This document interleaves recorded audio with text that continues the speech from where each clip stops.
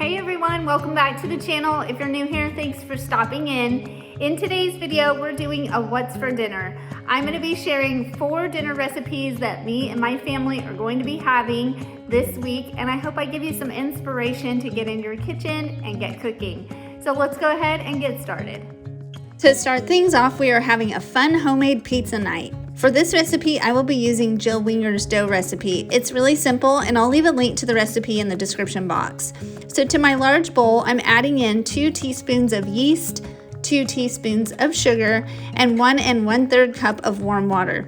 Make sure the water is not too hot. You should be able to stick your finger in it and it'll feel just warm. Give it a stir until all of the ingredients have dissolved.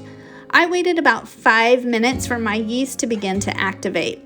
Once it became frothy, I added in 1 teaspoon of salt, 1 egg, fresh from our chicken coop, and for a little optional seasoning, about 1/2 teaspoon of Italian seasoning and garlic powder, and mixed to combine.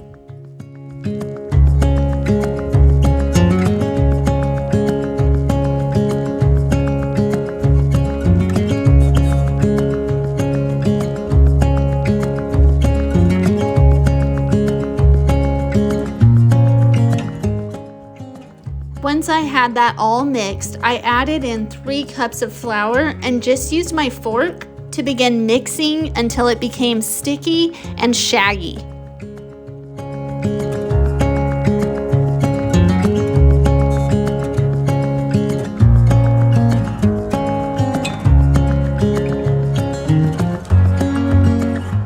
Now you can use a stand mixer with a dough hook and allow it to knead the dough, but I actually enjoy this process and just knead right in the bowl for about 3 to 4 minutes.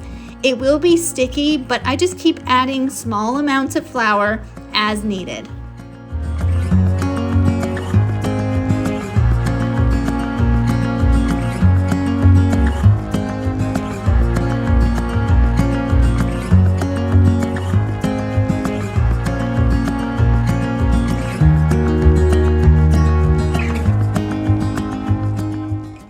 When it gets close to being done, you will notice it staying in its ball-like form, and when you press into it, it becomes almost sponge-like. So once it gets to this point, I just form it into a nice round ball and place it back into the bowl.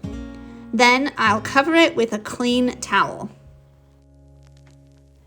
If your house is pretty warm, you can just leave it out to rise, or you can turn your oven on to 350 degrees. Let it start to warm up for only 2 minutes. I set a timer so I don't forget. Then shut the oven off after the 2 minutes. It's just long enough to get it warm. Now we can place the bowl into the warmed oven for 1 hour. Once the hour is up, we remove the bowl from the oven. The dough should have almost doubled in size. And now it's ready to be placed in our pizza pan.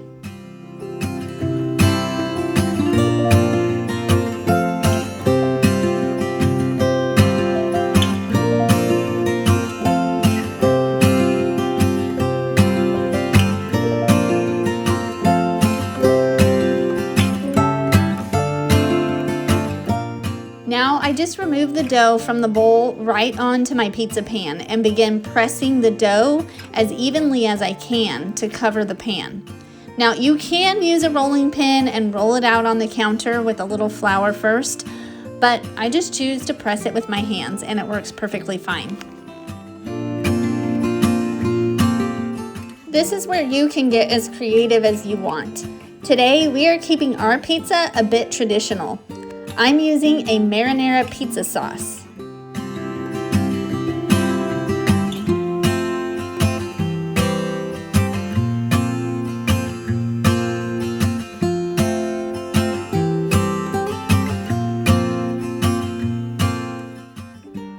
For our toppings today, I'm starting with Colby Jack cheese, then pepperoni, and finally I'll be adding some mozzarella cheese over the top.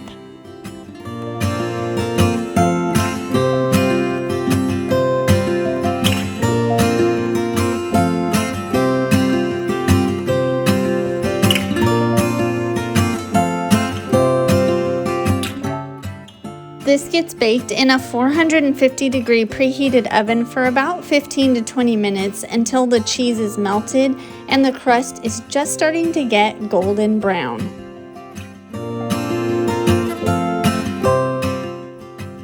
Everything about this pizza is great. The crust is not only fun and simple to make, but also tastes like it came straight from the pizzeria. No need in buying pizza anymore when you can have fun making it at home and it tastes so good. Today we had our pizza with a side Caesar salad, but this pizza could easily be a standalone meal. Next, we are going to make these quick and delicious Philly sliders. Over at my cutting board, I thinly sliced up half of a yellow onion and 1 green bell pepper. For these sliders, I like to be sure to slice the veggies a little thinner than I normally would for a Philly sandwich. Moving over to the stove, I'm heating up a little olive oil in my pan and tossing in my onion and pepper so they can start cooking.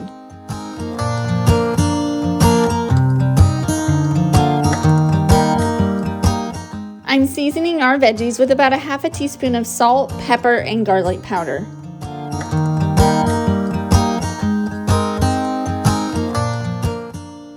Don't knock it till you tried it, but I'm using these Great Value brand of sirloin Philly steak.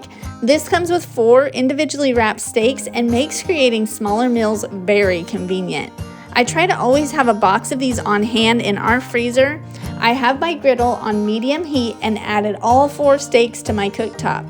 I'm just cooking these until they are brown and no longer pink. Moving over to prepare the bread, I'm using the savory butter Hawaiian rolls in a 9x13 pan.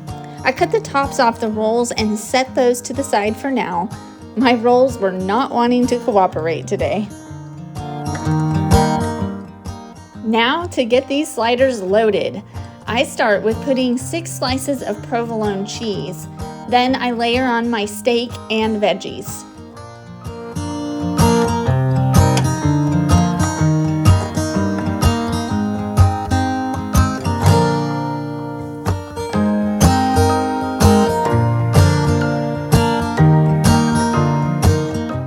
I also like to top ours with a slice of Swiss cheese, but any cheese that you like would also be great.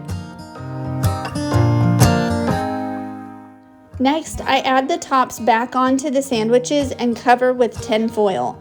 I put this in my preheated oven at 350 degrees for about 15 minutes.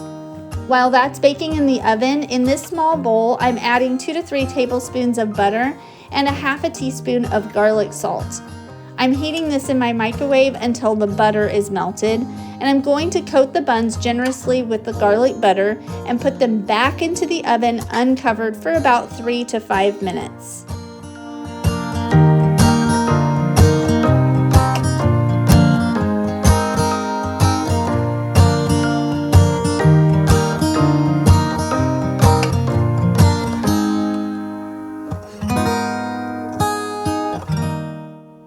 On this night, we were in a bit of a hurry because we had church, but these sliders come together in very little time. Super easy to make and so delicious. So if you're looking for a tasty meal on a time crunch, I recommend these Philly sliders for sure.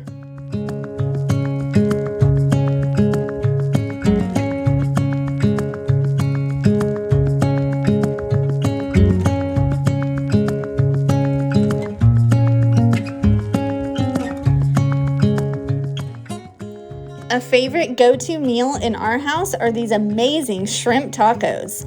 So to prepare, I'm going to allow these medium-sized peeled and deveined shrimp to drain using my strainer. I already thawed these out earlier this afternoon. Now I'm slicing up 1½ bell peppers and 1/2 of a purple onion. Sometimes I will use poblano peppers too, but our grocery store didn't have any available right now. Over to the stove, I'm adding a little oil to my large skillet and dropping in my peppers and onions. I'm seasoning our veggies with a half a teaspoon of salt and pepper and going to let this cook for about 5 minutes. Now I'm gonna add in this half a packet of fajita seasoning. Any brand of seasoning is fine. I usually just grab whatever is cheapest at the time. I move that veggie mixture to the side and add a little more oil and toss in those shrimp. I give them a pinch of salt, pepper, and the other half of our fajita seasoning packet. I'm letting these cook for about 8 to 10 minutes and making sure to stir them frequently.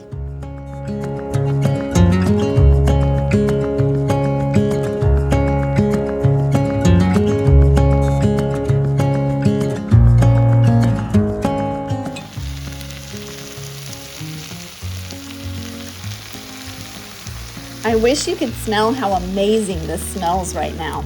And once those have had a chance to cook, I go ahead and mix the veggies in with the shrimp.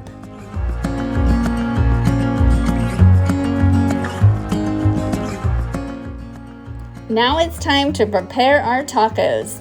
I use the soft taco flour tortillas and wrap them in a damp towel and heat them in the microwave for about 20 seconds. I'm starting by loading them up with our delicious shrimp and veggie mixture.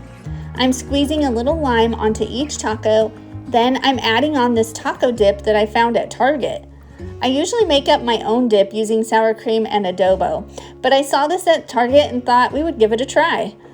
I'm also adding on some ready-made guacamole and a sprinkle of shredded cheese.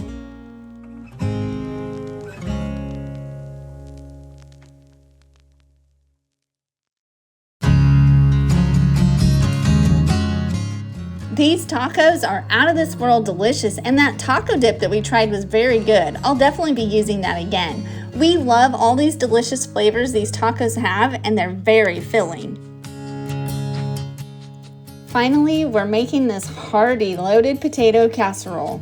So to prepare, I'm peeling 4 russet potatoes and dicing them into small pieces.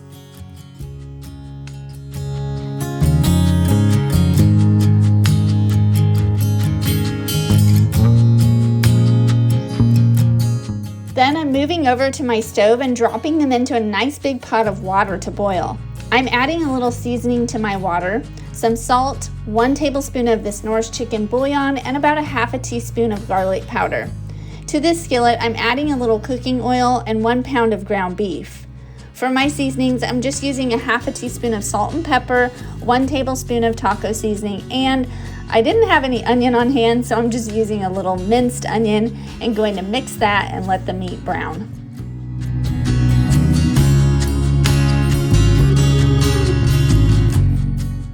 Once our meat is browned, I'm adding a can of drained and rinsed pinto beans and going to let that heat up while I prepare my casserole dish.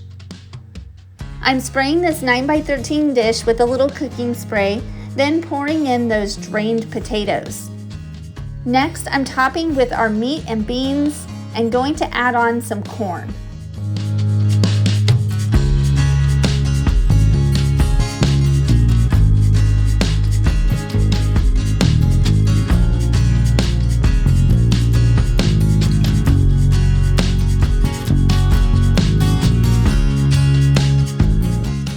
Broccoli is also great on this dish, but any vegetable that you love would be perfect. Finally, I'm adding about 1.5 cups of shredded cheddar cheese. I'm going to cover this with foil and bake this in my 350-degree preheated oven for about 20 minutes. Then I'll uncover it and put it back in there for about another 3 to 5 minutes just to let the cheese melt.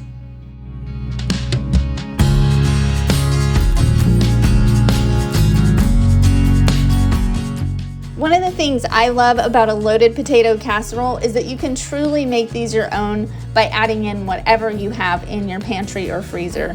We topped ours with sliced cherry tomatoes, green onions, and a little sour cream. This is such a hearty and filling meal and makes great leftovers.